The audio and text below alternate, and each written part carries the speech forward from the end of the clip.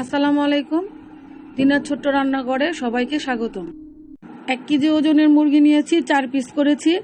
এখন মুরগিটা ভালো করে ধুয়ে নিয়েছি, হলুদের গুঁড়ো মরিচের গুঁড়ো দিয়ে মেখে নিব। আর পাশে রেডি রেখেছি রোস্টের মশলা, আদা বাটা, রসুন বাটা, তেজপাতা, গরম মশলার গুঁড়ো, আর হইল সস, গুঁড়া দুধ, আর হইল বেরেস্তা। এখন আমি হলুদ মরিচ মেখে ভালো করে মাংসটার সাথে ভালো করে মিশাতে হবে।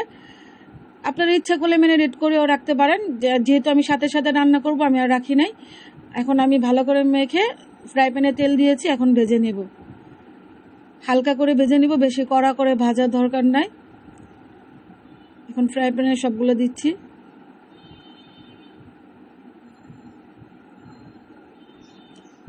আমি যেহেতু ঘরোয়াভাবে রান্না করছি, বাদাম বাটাটা আমার দেওয়া হয় নাই, কারণ হলো আমরা ঘরেই খাবো, এটার জন্য দিইনি। আর পেঁয়াজ, কাঁচামরিচ, তেল দিয়ে এখন বাদামি করছি।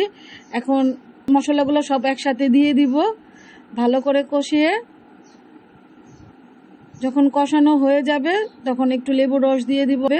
তারপর যখন তেল উঠে যাবে তখন মুরগির মাংসটা দিয়ে দিব।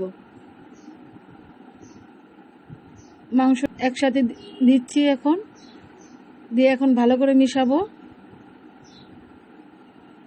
5 থেকে 6 মিনিট পর আমি আবার বেরেস্তাগুলো ছিটিয়ে দিব। ছিটানোর পর 10 মিনিট রাখবো।